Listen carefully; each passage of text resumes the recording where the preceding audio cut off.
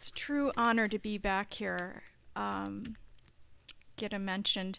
My first show ever was at the CPA in 2005, so it's like coming home, and I'm so honored to be here and had been championed by Robin, who is the sweetest lady, I have to say. I really enjoyed getting to know her, and she's so passionate about the CPA. It's a really wonderful experience. And Gitta, who has been a friend of mine since about 2009, right? When I met you at Beth Moon, and I had a show together. Who I'm very honored for you to be here, Beth. Thank you. So some photographers shoot the world they experience outside of themselves, and some photographers shoot what they experience within. I would be of the latter. I never planned on being an artist. I think when I wanted to be a great writer or actress when I was a little kid growing up.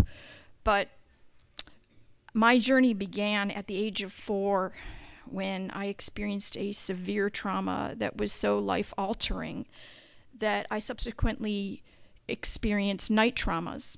My brain's in somewhere la la land. I'm sleeping right now, you guys, so, took a little help last night of a sleeping pill, and my brain's a little slow. But when I was 4 years old, I witnessed something that nobody should really ever witness in their lifetime, and the result was these night terrors. And if you don't know what they are, they're extreme nightmares where you can't wake yourself out of them. And nobody can really wake you out of them until you wake up. And they're just terrifying. And I couldn't cope with them, and my parents couldn't cope with them. But my mother came to the idea, she was an artist and a musician and very creative person. And she came up with the idea of teaching me to draw and paint my nightmares at the age of what really started proficiently around 6 when I moved from South Florida to Chicago. And so every day that I'd have these nightmares, my mom would sit down at the kitchen table with me, and we'd create a piece of art about my nightmares. And whether it was sculpting or drawing or painting or whatever it was, that process really stuck for me. It was the only thing that really helped me out of these traumas. And I did that throughout my childhood because they never really went away throughout my childhood. And she would always introduce me into different art forms. And around 8 years old, she introduced me to photography. She was a little bit of a hobbyist, and she collected crazy vintage cameras.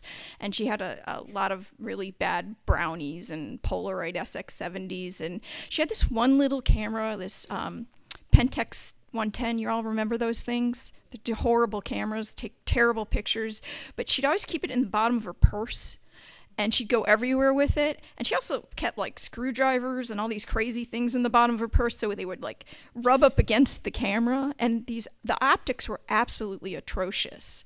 But she would always hand me this camera and just say, go shoot, or shoot this. And from the first roll of film that came out of that camera, she just looked at me and said, you're going to be a photographer.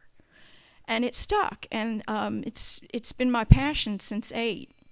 So as Gitta said, I started in the darkroom at actually 11, but my dad built me a darkroom right next to his workstation in the basement, so I had to listen to his saws going as I would be in the darkroom, and I was in love with that darkroom. I just never left that darkroom for till I was 19, I think. I was just in there all the time. And started working for a commercial photographer at 14, and I was just so immersed in this world of photography.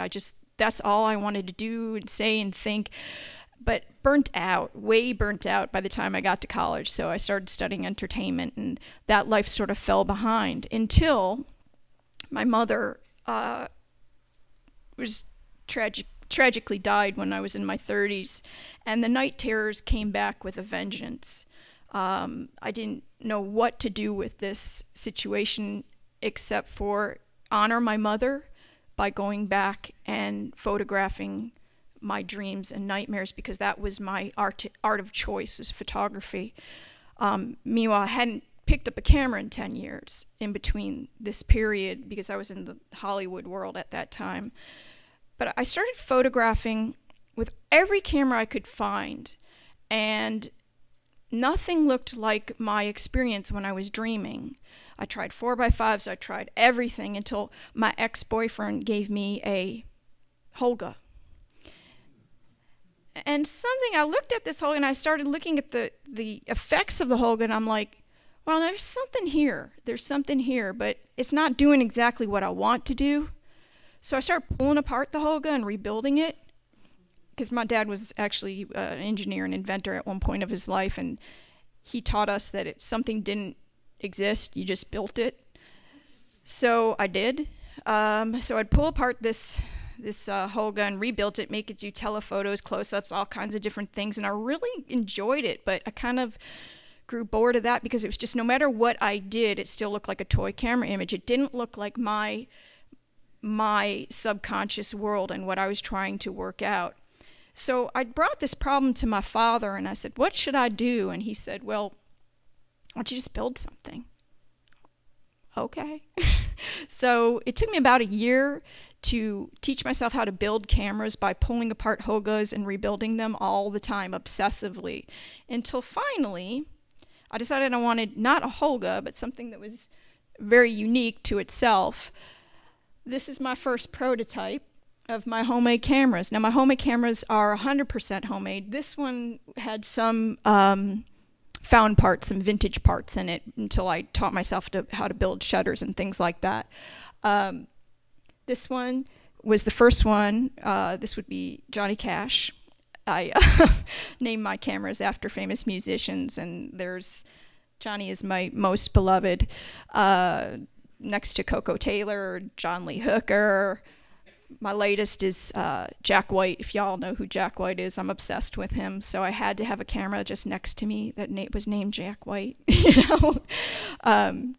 So these cameras are only 1 to 3 shutter speeds, much like toy cameras, and very inaccurate. They have 1 aperture.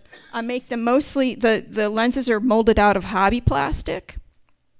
And I use garbage bags for bellows. There's rubber around there. As you see, a lot of black tape, because I am constantly just sticking these things back together. They break all the time in the field. Have to carry about 3 of them with me wherever I go because they have different abilities. And they're the ugliest things you've ever seen, aren't they? But they just yield amazing effects. And so my first test image was Blue's Nose, and this is my late baby who just passed away last July.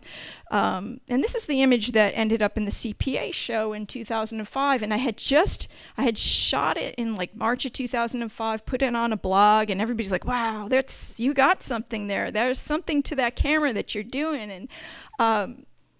And it suddenly got me all these places. Just this one image. And I realized I loved the effect, but I didn't know how to pull it all together. So I started trying to work with this in, what I would do is I'd journal my dreams every day and then go out and try to shoot them. So this is March of 2005, and it didn't really come together until June of 2005 when I was visiting London right before the bomb blasts, only a few days before I shot this image in Paddington Station. And I had a specific dream about being in the underground and a train station.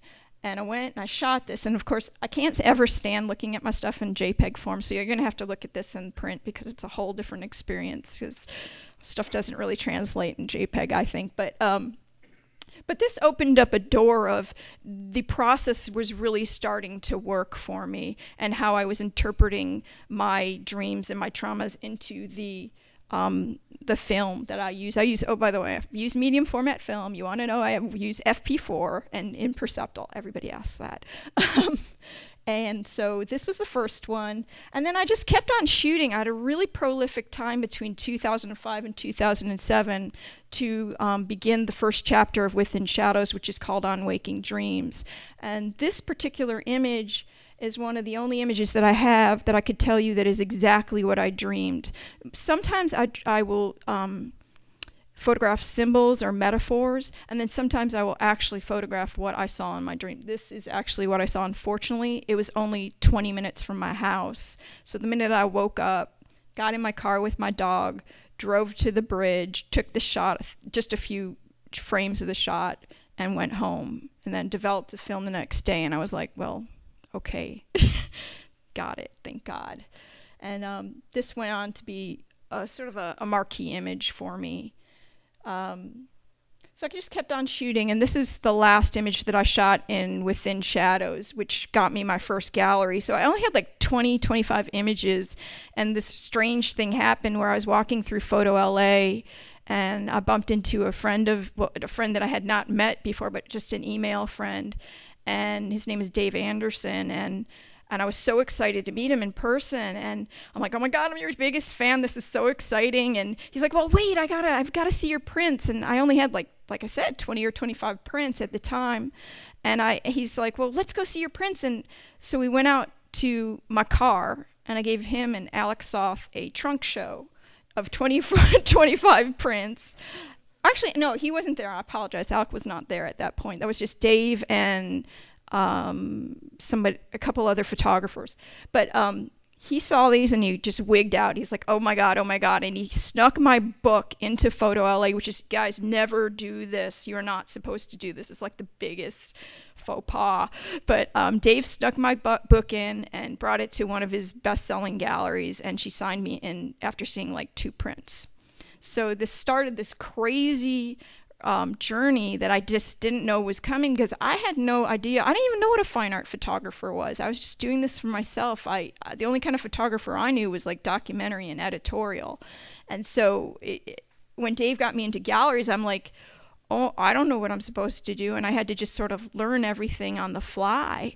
And I also had to keep making work, and there was so much pressure to come out with more work when it wasn't just for myself anymore. So I sort of had to just teach myself not to pay attention to what everybody else was seeing or judging, and go on. So after I released this first body of work, I started working on a second body of work, second chapter, I should say, of Within Shadows, which was called Between.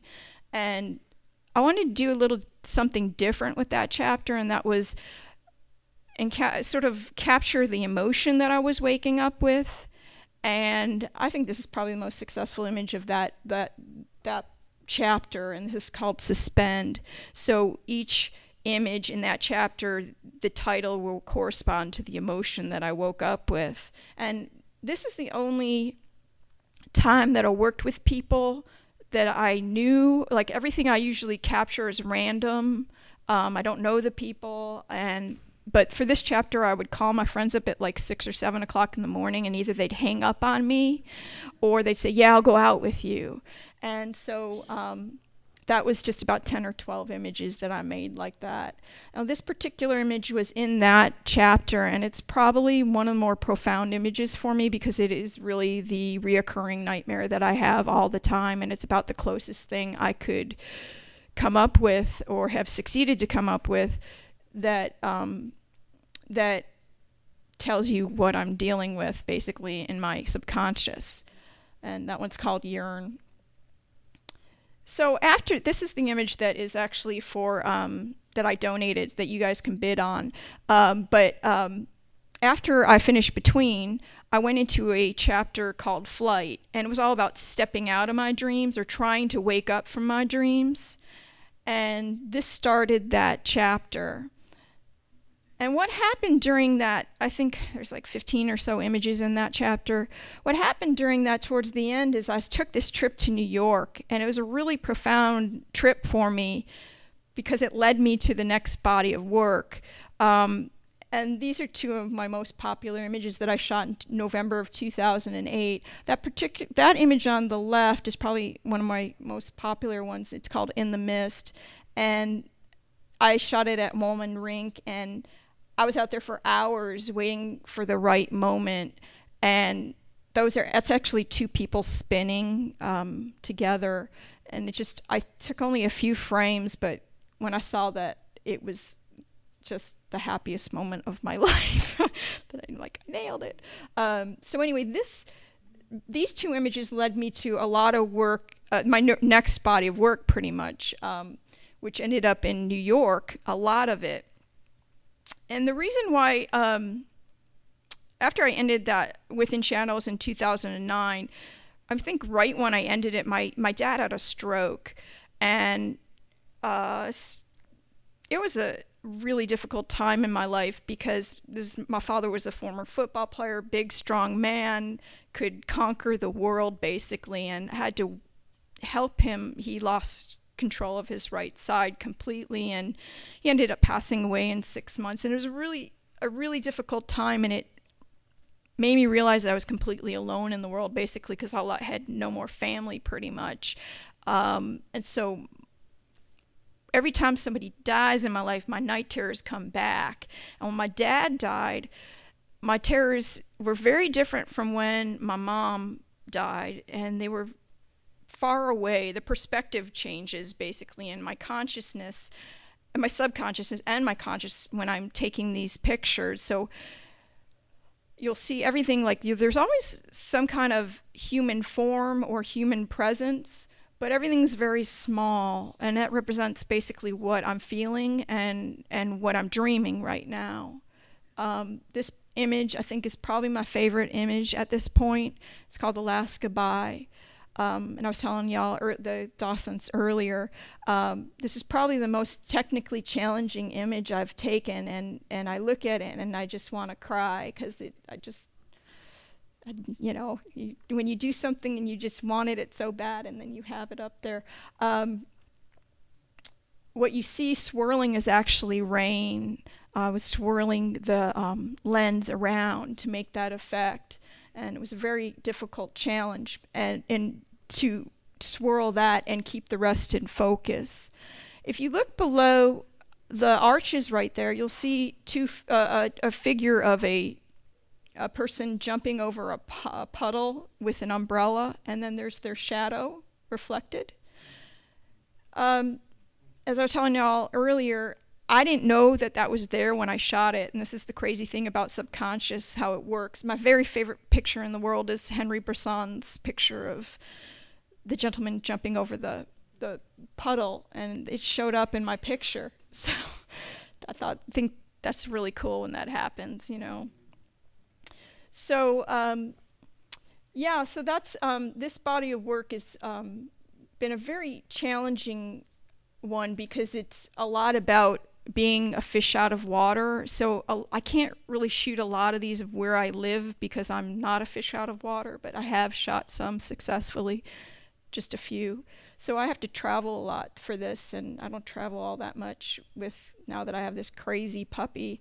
I have to train her obsessively, so it's a slower series that's coming to light. So I started in 2010. I'm still in 25 images in only, but I edit so meticulously that I'll only let out the ones that really are saying what I need to say. So I'm going to show you just the last few images on here are images that are my latest images that I shot. I shot this in the spring in New York, in Chinatown, and I'll just show you the last few.